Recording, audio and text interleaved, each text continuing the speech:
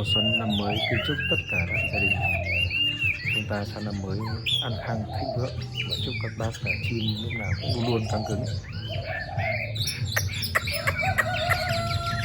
Video quay vào mùng 1 sáng mùng 1 Tết Ất Tỵ.